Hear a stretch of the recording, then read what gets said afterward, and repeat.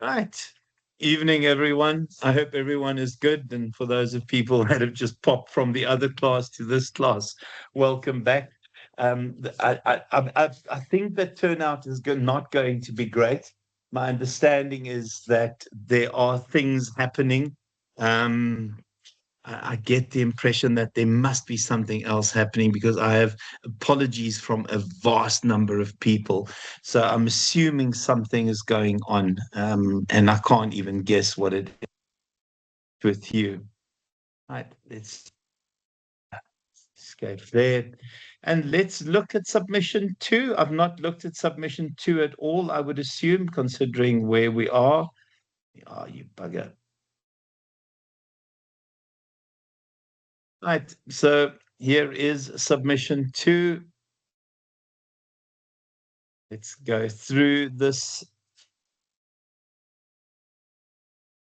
We can go through that. We rather look at the rubric.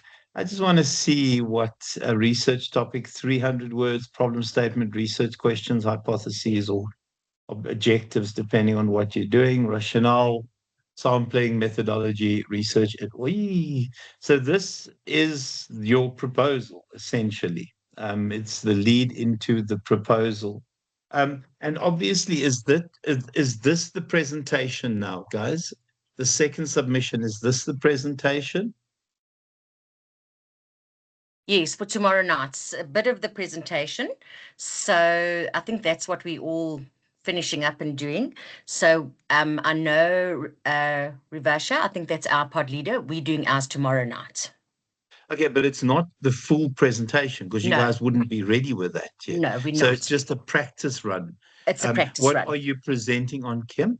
So we are basically doing what we are so it's basically those six things that we had to do. We have to give our research problem, our problem statement, our aim of the study, the research questions, the rationale, and then going on to the draft methodology and the draft research instrument. That's what they want from us tomorrow night.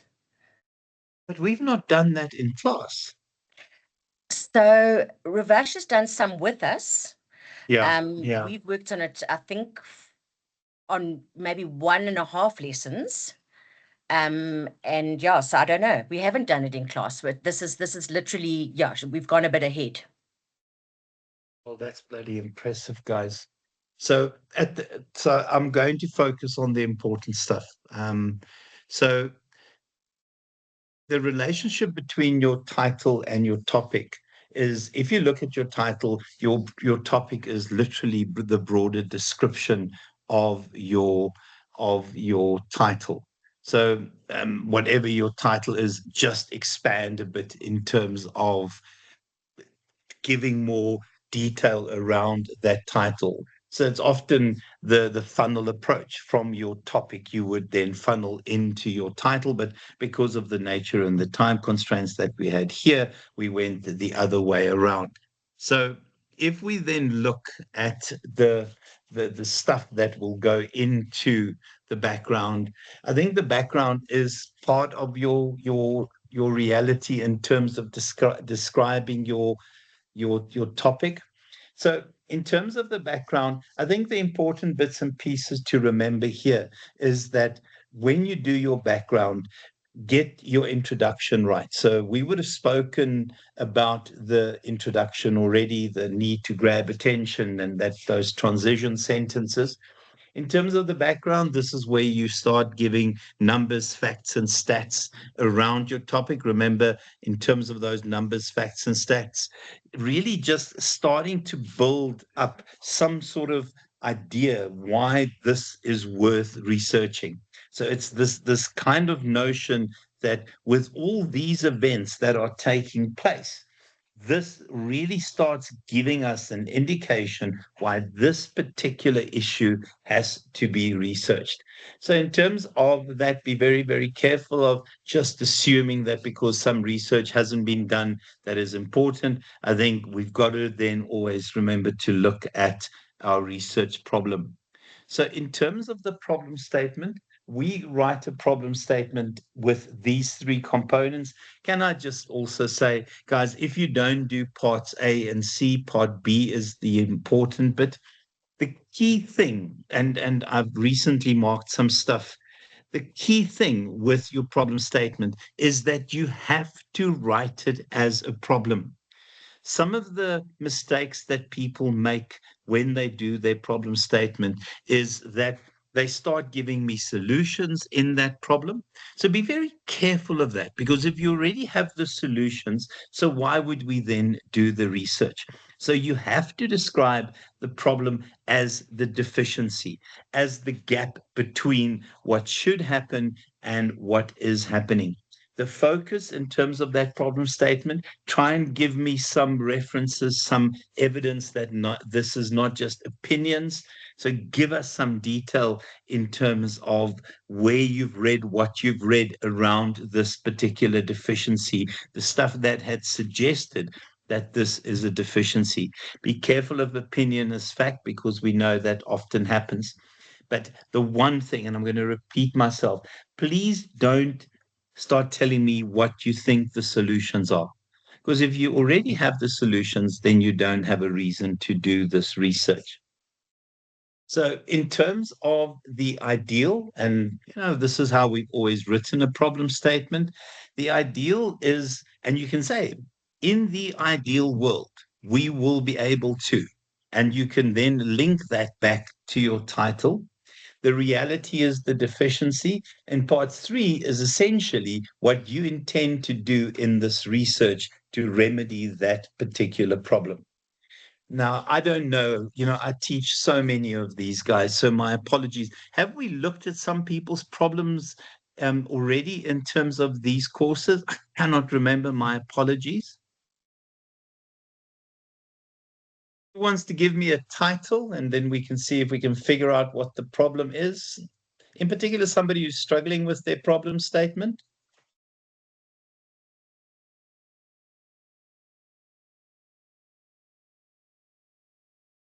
I'm quite happy to try and help. So everyone's got their problem statement sorted, because that's very impressive. That is very impressive.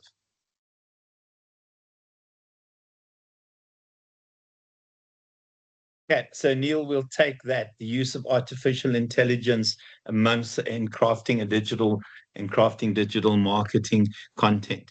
So the simple truth is, the problem there is that artificial intelligence is our reality. And we've seen how artificial intelligence have had the ability to mislead, to provide inaccurate information, to not always be accurate, and also how social media influencers have used this false information in order to generate interest in what they do. So we have to start understanding, how do we use artificial intelligence? How has it been used in terms of creating the kind of marketing content? Because if we don't understand that, the issue remains that you could end up with the kind of misleading bits that appear, and it appears everywhere, from TikTok right through to Facebook, including Instagram. Anil, what did you put as your problem?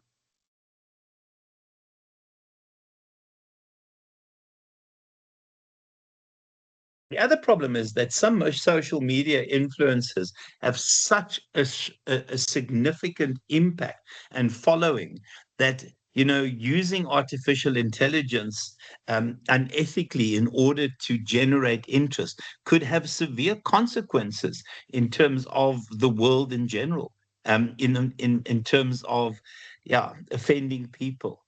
I don't know if I'm on the right track, Anil.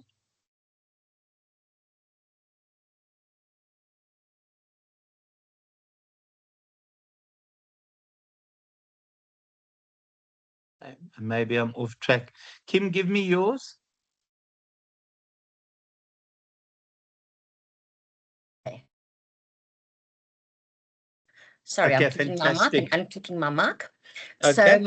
mine is exploring the role of parental involvement in students' academic performance in Johannesburg, a qualitative study. Okay. So the reality is that with the world we're in, students face so many challenges when it comes to academic performance. There are issues that sometimes stem from things outside of their control, outside the teacher's control, things that happen at home, and also just in general where the world is at, bullying and those kinds of things. And we have to understand what parents can do. And if we don't really understand what role parents can play, we can never really guide parents as to this is what the ideal relationship with the school would be. I don't know how off track that is, Kim. That sounds exactly where I was going. That is the seriousness of it worldwide. That is obviously what we are facing, and is, like you say, is the problem that we worry about. And then I went on to say that parent involvement it's acknowledged that it's an important factor in students' success. Yeah, so So that would be that your would be part A. that would be my part A, right? Yeah, so that Okay, would be your part A. Okay, right. so ideally, we know that parents have to be part of a student's academic journey. However, with the realities that students face, and we also know, I mean, there's so many stats around teenage suicides, and I mean, there's so many things that essentially can go wrong in terms of a person's academic career, that you need to know what exact role the parents would play. It's easy to say that they have to be involved, but it's also, we don't really always know how should they be involved, because you don't want helicopter parenting. No, absolutely. We love that. No, no, thank you. No, thank you. Exactly. Yeah, So no. it's that kind of role that we want. We want it to be a positive role. We wanted to assist for the child, not as opposed to for the parent. So yes. Yeah, what can I just say with the helicopter parenting? One of my third years from first semester's mom wrote and complained about a comment that I made online. Oh, I was unhappy about an exam, and I said, guys, yeah, no, for me, I don't agree with this exam. And we have a rule about the WhatsApp group. What happens on the group stays on the group. And she yes. quoted me word for word what I had said. And but give, yeah, give credit where credit is due. I think Tammy took it from whence it came. But I think Right. you get these people. I mean, the kid is 21. Your But mommy's this still is writing letters for you. This is why I don't think I'm going to stop here, because this is the issue we have. I teach babies. I teach the 2 to 3 year olds at the moment. I teach to matric, but Okay. at the moment I'm building up Trinity houses, quad noughts, 4 noughts. So they're at school for Okay. 16 years. And Mm. I'm seeing how parents at that age are trusting the teacher and going with the teacher and relying on the teacher. But then parents, where my son is in grade 7, are they may as well be the quad naught child's parent. So Yeah. that's where Yeah. you have such inconsistency, and it's not teaching the child anything. It's not benefiting our children. Our children are becoming helpless. They are becoming they can't stand on their own 2 feet, and that is for me the very, very hard thing. Their independence is being taken away from them without them even being able to say, no, I want my independence. Well, And I chaired that's a hearing once where the yes. person's dad arrived at the hearing in a business. The person's parent arrived in the business, at the business where the hearing was. And obviously I kicked him out, but yeah. And that's where we've got to, as educators, we've got to find the balance. And I mean, this is maybe off some other people's topics, but for me, what I've had to learn is that it's no longer that I'm the teacher and I have children that I teach. I have to build a relationship with that whole family. And again, like we say, what happens in these classes stay in these classes. But I had a student that started this year, and they came to their first day of school. They'd been to their welcome party, etc., etc. And on the first day, they couldn't leave their child, and I took them out of the class, and I said. Oh my goodness. I said, not, I won't say the names. I said, Mommy and Daddy, more than your child is not ready to go to school, you are not ready to let them go to school. So, you need to make a decision, because if you can't trust me, you are not, they are heads of law firms, very, very qualified, incredible business people, and can run businesses. But sadly, as parents, there's no degree, there's no doctorate, there's no nothing to, so they are terrified. Parents are terrified these days. Yeah, no, it is absolutely, Kim. I think it's a wonderful topic. So Charles, it'll go. remind me.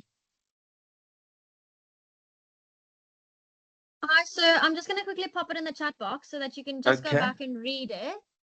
Oh, yes, I remember this. Yes. Okay. So obviously, I'm struggling a little bit with my research question, but I feel like I'm on the right track. Okay. So the one that I was thinking was like, how do the employees perceive the role of individual performance management in influencing their work performance? Yeah, Muzimal, okay, boy, go for it. Okay, okay, so we'll get to the research question now, but you've got your research problem sorted. Yeah, sure. Let's say that, sir. Okay, well, because I mean, in terms of your research problem, I think the reality is that, you know, there's so many there's so many variables that influence performance in an organization. And there's so many Yes. things that can go wrong in terms of managing performance. And we see, in particular in municipalities, where the levels of productivity are exceptionally low. We sit with instances where, you know, you've got qualified audits, and all of those are the consequence Yes. of people not performing. So that's your problem. Yes. That is the problem that you're looking at. Okay, Okay. I get you. Yes. And that's the issue. So the deficiency is that, you know, we've had all these systems in terms of management, yet we still see organizations underperforming. We still see organizations getting qualified audits. We see productivity levels that are exceptionally low. And we know that unless something is done to address these issues, municipalities will keep collapsing as they are. Yes, agreed. So that's your problem. That's your research problem. Okay, perfect. Okay. Okay, yeah, then I'm kind of with you, sir, because yeah, I was gonna say like my one problem question could be like, how do the employees like perceive the role of individual performance in influencing their work performance? Because they could feel that maybe it doesn't actually help them, you know? So who are you? Okay, let's go to we'll do that when we get to the questions, Charles. Let's finish the problem first, and then we'll go to the questions. Okay, I'm with you. Thanks, sir. Okay, no problem. Okay, I think everyone has an idea in terms of that. So the research questions, which is next. So remember, and we have discussed this in class, because I remember somebody asking me a why question, and I had to zig with that, because I had repeatedly told people you can't ask why questions when you do when you do qualitative research. I remember that clearly. Okay, so your research questions, Chelsea, sorry, you were jumping slightly ahead. Okay, remember to just embrace your title in your research questions. Okay, what is the perceived influence of performance management on employees in terms of service delivery? So you can almost turn, Charles, as your broadest question, you can turn your title into that, if that makes sense. Okay, and I think you've done that. Yes, Yeah. so that was kind of like my biggest like first question in terms of basically asking what is my research title trying to figure out, like do employees actually feel it helps improve it, or how do they perceive individual performance on their work performance? Yeah, so you can say, what is the perceived role of individual performance management on improving service delivery within your municipality or something? What are Yes. things that you looked? Sorry, sir, you cut out a bit there. the sub questions. So you have the overarching, the single broadest question, and then you'll have your sub questions, your clarifying questions. I was thinking like maybe like something to do with what are the challenges with individual performance? Okay, yeah, you can definitely do that. What are the challenges associated with individual performance management? Yes, and then Okay. like maybe another one could be like what how do employees feel individual performance might affect their quality, or but I feel like that is kind of the main question, but Yeah, so be yeah. careful not to repeat it. So why don't you look um, at some of the elements of performance management? Okay, so what Okay. role does goal setting say? What role does goal setting play as part of the performance management process? What role does corrective action play, and what role does feedback play? Because those are the elements of, if you think of it, of performance management. It's goal setting, it is the sort of controlling part, and then also the feedback part and the training part. If Yes, I that think makes that's sense. actually definitely also training, sir. But I think that's actually going to be perfect, especially with the what role does goal setting play? Because remember, I also used the goal setting as one of my theories. So yeah. So what role do goal setting play? Yeah. So or what role, what managerial support is required, and then what is the role of feedback? So you almost take that as your process questions. So your overarching question, the broadest question, and the rest would be your process question. Okay, awesome. Thank you, sir. That Yeah, that, no that helps me a problem. great deal. Okay. Guys, anyone else? Anyone else struggling with their research question? So, Anil, yours would be what role does artificial intelligence play among social media influencers in creating digital marketing content? And then again, you would look at the sort of awareness raising. You would look at the feedback received. So always just think of your broadest, your central question as the single broadest question you can ask, and then just look at the process around marketing, and then break that into your questions. Anil, I know you can't talk. Does that make sense in terms of yours? Anyone else want to share their bits in terms of their research questions? Can I ask, Kenny? Sorry, I haven't got Yes. access to the chat. So it's when I try and go into the chat, it says to me I Oh, haven't crap. got, Okay. it says Yeah, chat no. isn't available. Oh, So my only members of word. the team have access to the chat. So I don't know. Technology, we love it. So my Sorry, hold central on a question. second, Kim. Sorry, Kim, hold on a second. Okay, Neil, so you'll just have a single question. And Neil, but who's Can you your hear pod me now? leader? Yeah, I can. Who is your pod leader? Shanice is my pod leader. Well, Shanice should know better. I mean, it can't be exploring. Are you doing quantitative? You said here you're doing Yes, I am doing quantitative. I even did my present and that presentation thing today. And she never said anything was wrong with it. I asked Okay, about yeah, my no, title. no, I but did that's ask fine. about my title though, but she Please said do I me a, mustn't change it. please just change it to describing the use of, please don't say exploring, because that's more a qualitative thing. Maybe please just say describing. Okay.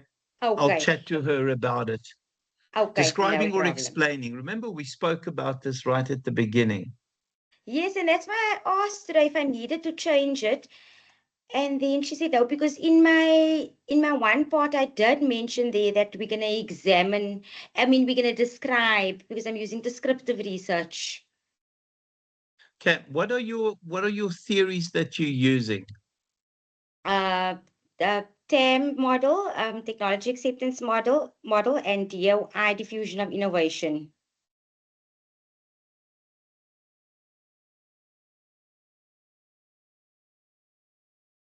Hello? Yeah, no, I'm listening, No, okay. Anil. Okay, so you'll have a single question. Okay, I'm going to leave it with Shanice. I'll talk to Shanice. Please change that to explaining or describing. Okay. Okay, no problem. Because you've written it as a qualitative title. Okay, that's fine. I'm making a note right now.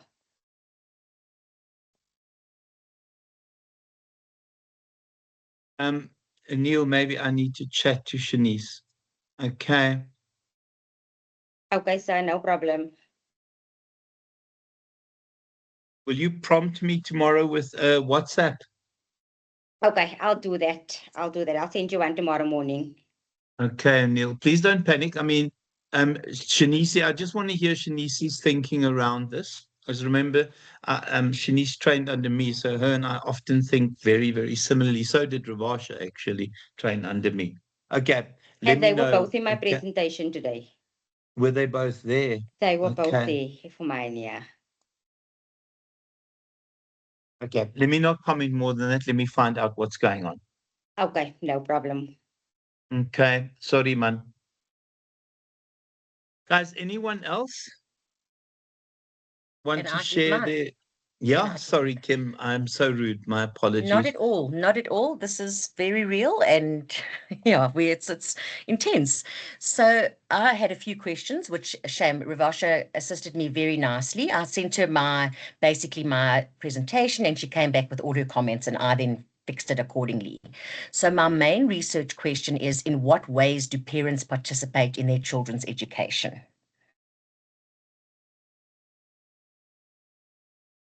Just tell me your title again. The title is Exploring the Role of Parental Involvement in Students' Academic Performance in Johannesburg, a Qualitative Study. Please do me a favor, make that your major research question. What Okay. role does parental involvement play in student performance? So that's Okay, make that your overarching question. okay. So that is basically my research question. Your broad research question. Remember, Okay. you'll have an overarching question if you're doing qualitative, and you'll have sub-questions. Yes. And then can this one where I Sub-questions. said in what ways, could that be a sub-question? Just read that again to me. In what ways do parents participate in their children's education? Okay, yeah. So just rather say how can. How can? Yeah, Perfect. so And then to make it more positive, how can, because we are finding out, or yeah, how can parents parents participate? Yes. Okay. Perfect. But then won't I get into then- trouble for saying that's my main thing, and then this research thing is this research question is also the main see, so for me, title. can I just say, I would just say,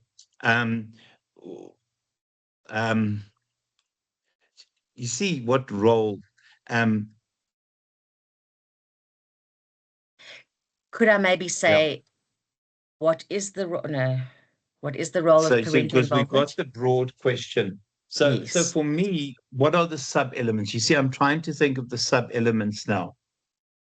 So if Really, I go think the sub elements of the actual of what my so interview is why going to don't be. you say what is the role of teacher? What role does teacher parent communication play? Okay, right. Because so your first Yes. sub question, what role does teacher parent communication play? Perfect. What role do or the ongoing teacher parent communication? What right. role do parent teacher meetings play? Yes, I've got that as my sub questions. Yes. Okay, and then what media can be used to promote parent involvement in academic performance? Okay. So my research question is still that big question. Still take it to your title. Just take it from your title. Okay. Just turn your title into your research question, because that's So the broadest. That's the Yes. single broadest question you can ask. Remember, that's the golden thread. Yes. See, I don't want to absolutely. contradict your pod leaders, guys. No, So, but this is not contradicting Can at I all. just say, So both this is not Shanice contradicting. and I mean they honestly, I mean we work really well together. So Anil, yours is easier to sort. I think you can fix it. I'm a little bit concerned about Anil's, but I'll find out from Shanice what her thinking is and her thought processes are. Okay, yours is fine. I think, but yeah. So just those sub. So keep your broad question as broad as possible. Remember, the central question is the single broadest question you can ask about your particular topic, and that is your title. It is 100%. That's great. Okay. It's so there's been no contradiction in that at all. It's just, I think it's our understanding, because I keep wanting to put things into blocks, if I can put it that way. I keep wanting to put things into, like, this is the title, this is the research question, so it actually all just flows into one another. And that's, I think, what I've got to understand. I keep wanting to make them all different. And so from our side, Rivash has been incredible, really, really incredible. Thank you. Ravash is, I mean, yeah, yeah, Incredible. she's fantastic. I mean, I have no other term for her. I mean, she is just fantastic. Thank you. Okay. Somebody shared their stuff. Sinako, did you share that? Who shared this bit at the bottom here? Yes, please, Doc. Can we please look at mine? Because I don't know. What is your title? My title is Exploring Strategies to Improve Suppliers' Late Payments within the context of Eastern Cape Education. So I'm not sure whether I should take number 4 to be the broadest question. I don't know. And then the sub-questions. Just read me your title again. Exploring Strategies to Improve Suppliers' Late Payments within the context of Eastern Cape Education. I think that's fine. Submit invoices, late payments, factors influence. Yeah, so just, I wouldn't have, remember you, and then make all of your stuff to explore. I wouldn't have 4 questions. I would get rid of the one that doesn't link to an objective at the bottom. Number 4, okay. No, but remember, you've got this wrong, Sinako. These here need to link directly to those sub-questions. These need to link to the sub-questions. So these don't talk to your sub-questions at all. So how do suppliers, to explore how suppliers submit their invoices? How do suppliers deal? How to explore how suppliers deal with late payments? What factors influence? To explore the factors that influence. So your questions have to become your research objectives. These are not, the golden thread is completely gone here.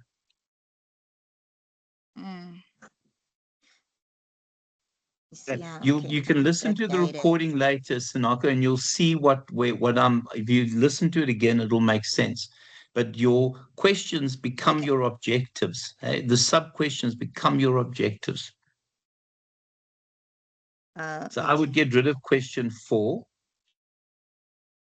All right. Get rid of question 4. Okay. Doc, and then turn these 2 and link those together. Okay. All right. Cool. Thanks. No problem. Okay, guys, I think I might not have shared my stuff. Anyone else want to chat about their stuff? Was everyone on track? So just remember your sub-questions. If you're doing quantitative, you'll have a single question, guys. And that's, yeah, okay. So I've given lots of examples how to write these main questions. The rule is never use why. And then just in terms of quantitative studies, a single question. You see, for me, when we did these and Neil, and this is where I need to chat to Shanice tomorrow, is I would have looked at the relationship between, but again, I'll chat to her tomorrow. I'm a little bit lost on that one. So just remember, in terms of quantitative research questions, guys, keep it simple. what is the relationship between the independent and dependent variable? Okay. And then what else are you doing tomorrow? Do you need to do the aim of the study tomorrow in your presentations? Yes, I think we do. But now, like the other lady said, she's already done hers today. But ours, we had to do the aim. We had to do the aim. Yeah. That was our And second you can't thing. go wrong if you use that sentence, Kim. The purpose of this paper is to. Perfect. And again, link it back to your title. Right. To determine or to explore the. Thank you.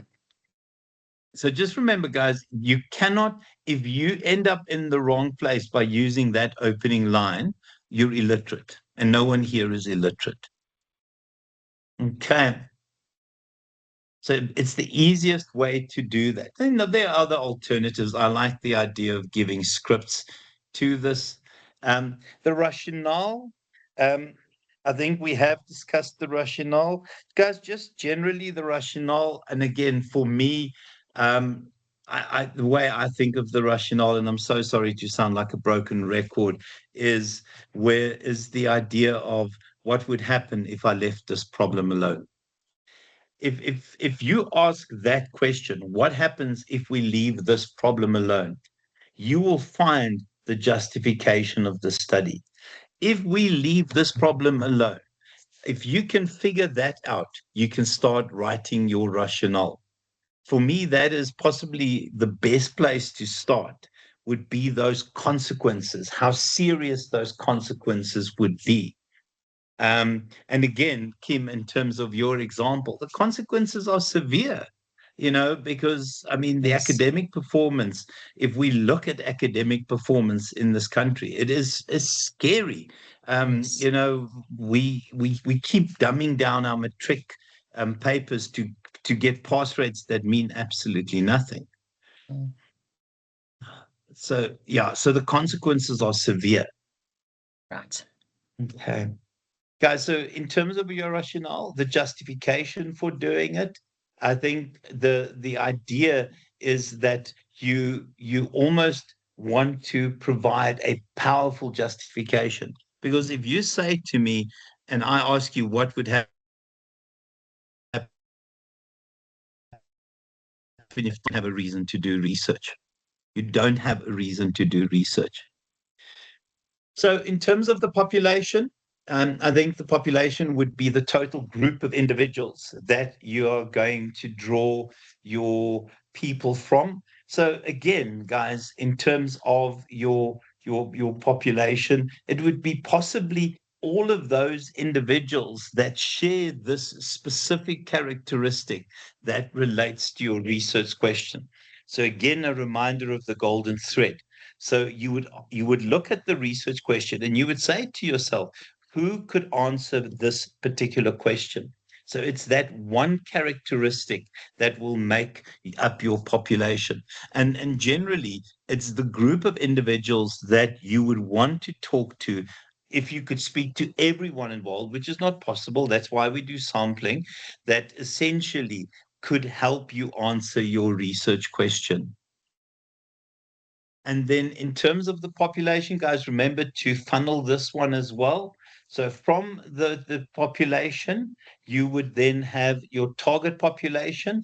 It would be Gauteng or whatever the case may be. And the accessible population would be those individuals that essentially are linked to your particular school or something like that.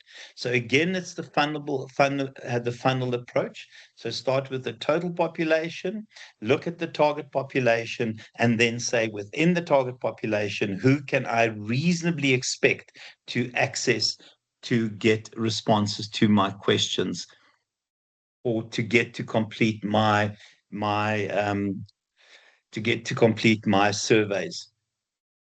So I think generally those are the questions that you want to ask and answer. So in terms of sampling, if we look at positivism, so the quantitative researchers, the simple way to do it is, and don't overthink this, you have to start with the umbrella term, which is probability sampling. And probability sampling means that within this population, you have people who will have an equal chance of being selected. Okay, so it's completely random. So you're not going to pinpoint specific individuals that you want to talk to. I would simply do random sampling, probability random sampling. Please explain to me what probability sampling and the consequence of probability sampling, and the fact that people have equal opportunity to be selected. Random sampling, essentially, if you throw the names into the hat and you draw the names out.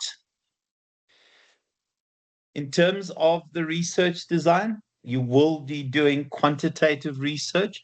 Please just remember, in terms of the variables that you are going to look for the relationship, I would use existing questionnaires. So please don't redesign questionnaires, use existing questionnaires.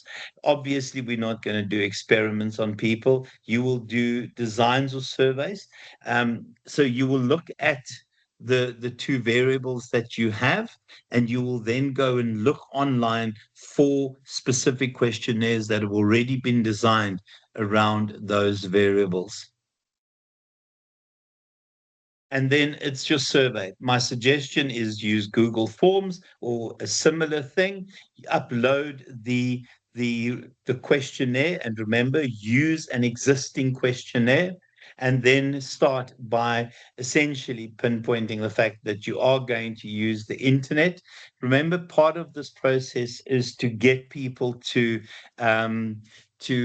give consent to take part in the research. So, and what is important in terms of that consent, guys, you can build it into the questionnaire on Google. You can actually say, by ticking this box, you consent to be part of this particular piece of research. Brett, go for it. Any, just a quick one. I just wanted to check with you with regards to the questionnaire. In part 2, I think it asks us to develop questions. Do we incorporate those questions in part 2, or is it a separate file that we upload? How do we amalgamate it into this assessment? Okay, so I would just put it as an annexure, because if you're doing quantitative research, it's easier to have the questionnaires as an annexure. For qualitative research, just stick it as an annexure as well. So qualitative research would be your questions you're going to ask, your interview questions. Here you would have your surveys. So just stick your surveys in as an annexure. Okay, with you. Okay, boy, and just refer to it in the content. Okay. All right, super. Okay. Guys, and then in terms of data analysis, this is where we'll do a lot of help and a lot of training.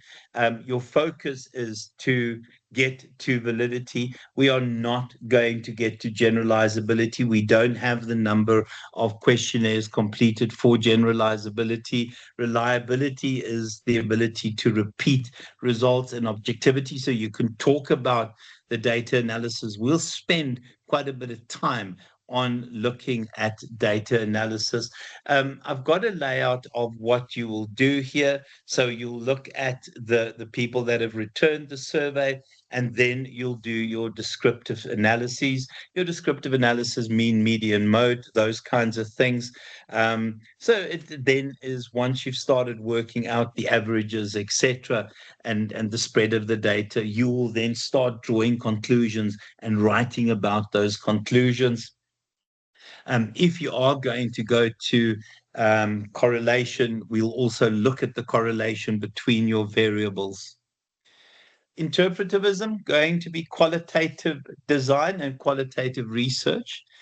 Here, there are a couple of changes. I mean, population, I would simply go with non-probability purpose of sampling linked to snowball sampling. Having said that, we only have to interview 3 people. So here, people don't have an equal opportunity to be selected in non-probability sampling. So what will happen is, I would just purposefully select specific individuals to interview. we are adopting a phenomenological research approach. Again, this is, yeah, I mean, guys, it's up to 10 people. So here we're looking at a slightly higher level of qualification. You're interviewing 3 people. Please don't think your interviews are going to be less than an hour. These interviews generally take quite a bit of time to do. And then your data collection, please only interviews. If there are observations and people will share some information with you in the form of documents, then just account for it. And then your data collection, yeah, open-ended interviews. And remember, practice those interviews. Go for it, Chelsea. Sorry, sir. Actually, I just want to ask, if we interview people in person or even on Teams, would you want us to also like record it? You have to Like record maybe it. You have to really? record it. So even if we, for example, do it over Teams, do we have to like, record the whole thing? Yeah, And you have to record. So remember, in terms of the documents that you'll attach, there'll be a consent form to take part of in the study, but there'll also be a consent form to be recorded. Okay. I knew about obviously the consent to like answering the questions and everything. I didn't realize that we would have to record it. If we do it on Teams, do they have to like show their face? Not that it matters. I'm just asking. We just care about the recording. We just care about the recording. The next phase for you, Chelsea, is when we start doing the data analysis. So you guys will do content analysis. So you would, once the interview is recorded, you would have to transcribe that interview. And the transcripts will then serve as part of the coding process. Remember, we'll start coding and we'll move from our codes to our categories to our themes. So don't worry too much about the detail that I'm sharing right now. But there is definitely that need to record. Okay, it's a non-negotiable. Awesome. It's two non-negotiables: recording and transcribing. Okay. Transcribing the recording. Guys, please also tell us how you're going to data protect this information, how you're going to data protect the recordings and the transcripts, password protect, where it will be saved, because it's part of the ethical things that we have to look at. And then in terms of your data, guys, here is also a very nice interview protocol. So when you put together your interview questions, this is quite a nice outline to follow. I would use this in putting together my interviews. So general rule of thumb, give space for the date, the place, who's interviewed, and yes, we are going to maintain confidentiality. And then also instructions, and then your questions that you want to ask. Please do yourselves a question. Do yourselves a favor. Ask the easy questions first, because you want to get people to start talking and to start calming down. And people aren't used to being interviewed for this kind of thing. And then just these kinds of things are important, guys. A thank you to just acknowledge, but write it there, because you don't want to forget that somebody has contributed there. And then data analysis. To be honest with you, we don't talk about validity and reliability. We talk about trustworthiness. I don't even want to see this information. Don't talk about transferability, rather just talk broadly trustworthiness with some of those elements. And then your content analysis, and you can see the process that you can use there. I will show you how to do this. Okay, we will do this together in terms of the content analysis, and it will make sense.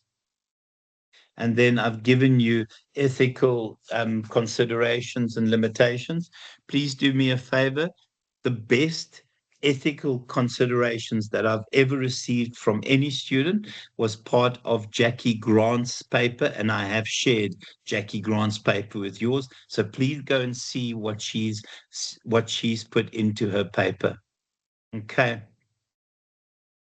And that, guys, we'll chat about this again when we start putting the document together, and we'll spend a bit more time on these individual bits. I feel like I've rushed tonight. Any questions, any comments, any concerns? How are the pod leader relationships going?